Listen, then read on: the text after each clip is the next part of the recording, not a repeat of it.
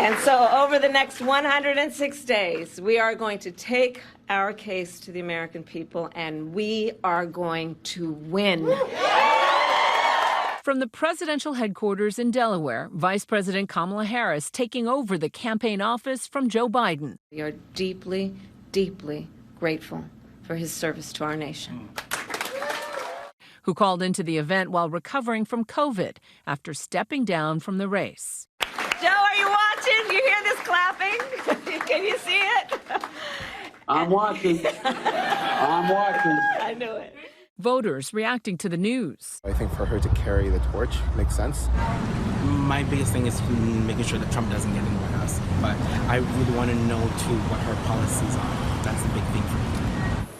Harris preparing for her biggest moment yet, as she seems poised to become the first black woman and Asian American to lead a major party ticket.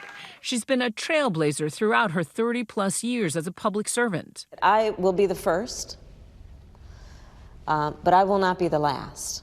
You know, I was raised by a mother who said that to me all the time.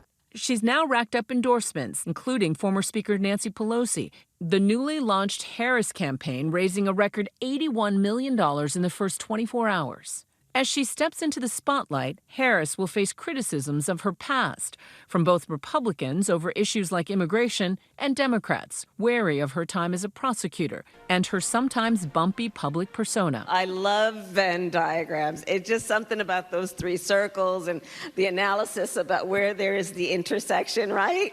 Yeah, I see people that you agree with me, right? We did it. We did it, Joe. Some may think of Harris in the context of her memorable moments and comments that have gone viral. My mother she would give us a hard time sometimes, and she would say to us, I don't know what's wrong with you young people. You think you just fell out of a coconut tree? This moment, once again, flooding social media. You think you just fell out of a coconut tree? Pop star Kesha even releasing a remix of her song Blow, featuring Harris. You think you just fell out of a coconut tree? Dance. She's famously been portrayed by comedian Maya Rudolph on SNL. The Democratic Party needs to stop taking black women for granted. Specifically one black woman. Me. To her husband Doug and stepchildren, the 59-year-old political veteran is Mamala. And I've had a lot of titles over my career. And certainly, vice president will be great. But Mamala will always be the one that means the most. Her story began in the San Francisco Bay Area, a first-generation American born to an Indian mother and a Jamaican father who divorced when she was 6. For Harris and her sister Maya, their mother, Shamala, a breast cancer researcher, was their North Star. Our mother was fierce in her belief that you will be judged based on your actions, not your words. Her mother raised her and Maya as black women, because that's what they were. And it was a very intentful upbringing, and Kamala really, was proud of it. A formative experience was being bused to school, something she talked about during a 2019 debate. There was a little girl in California who was part of the second class to integrate her public schools, and she was bused to school every day. And that little girl was me. Every school day of the year in Berkeley, the buses move almost 3,500 children across town. To be able to be bused and go into this other environment, it transports you into a whole nother little, universe. It just expands your mind. If the bus driver needed to say something and the kids were talking, Kamala would make sure, people tamped down so that everyone can listen to what the bus driver was saying. Is that to be on TV? Yeah. Is we?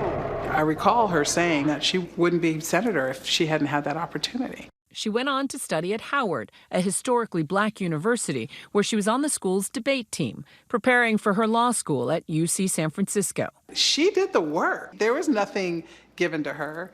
And it was hard. She was one to not let anyone tell her who she was. She worked her way up the political chain, first as deputy district attorney in Oakland in the 1990s, prosecuting gang violence, drug trafficking, and sexual abuse. In 2004, she became the first woman in San Francisco's history to become district attorney. She was later elected California's Attorney General, the first female and person of color in that position, before going on to join the U.S. Senate in 2017. At the time, she was only the second black female to become a U.S. senator. I intend to fight. I intend to fight for Black Lives Matters. I intend to fight for truth and transparency and trust. Harris became known for her work on the Judicial and Intelligence Committees, with a strong stance on civil and abortion rights, which she grilled future Supreme Court Justice Brett Kavanaugh about during his nomination hearing. Can you think of any laws that give the government the power to make decisions about the male body? I'm not thinking of any right now, Senator. In 2019, she too ran for president. Sick of this? Well, think about this. Taking aim at Donald Trump in this campaign ad. He's tearing us apart. She'll bring us together. On the debate stage, she got tough with Joe Biden. It was hurtful to hear you talk about the reputations of two United States senators who built their reputations and career on the segregation of race in this country. Joe Biden then tapping her as his running mate in August 2020. Harris's debate skills were put to the test against Vice President Pence. Joe Biden has been very clear. He will not raise taxes on anybody who makes less than $400,000 a year. He said he's going to repeal the Trump tax cuts. Mr. Vice President, I'm speaking. Well, wait. I'm speaking. Her 2020 victory, another first. And to the children of our country, regardless of your gender, our country has sent you a clear message. Dream with ambition, lead with conviction, and see yourselves in a way that others may not, simply because they've never seen it before. But know that we will applaud you every step of the way. As vice president, Harris has taken the lead on the abortion rights issue following the Supreme Court overturning Roe v. Wade. America must trust women. America must honor individual choice. America must defend freedom. In 2021, President Biden tasking Harris to lead diplomatic efforts with 3 Central American countries to address the root causes of migration. The White House praising her work, but Republicans have hit her hard on the immigration issue. Kamala had one job, and that was to fix the border. Now imagine her in charge of the entire country. In 2021, after Harris was criticized for not visiting the southern border yet as vice president, she remained cagey in her response to NBC. At some point,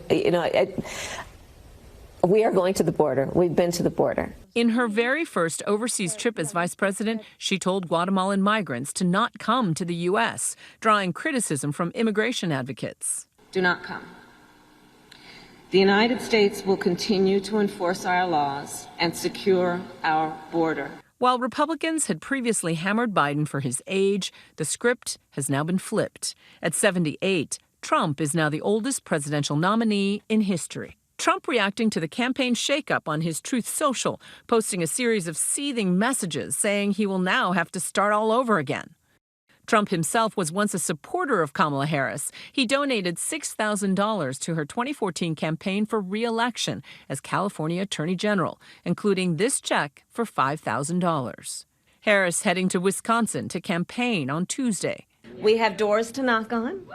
We have people to talk to. We have phone calls to make. And we have an election to win. Ready with her own message. And are we willing to fight for it? And when we fight, we win.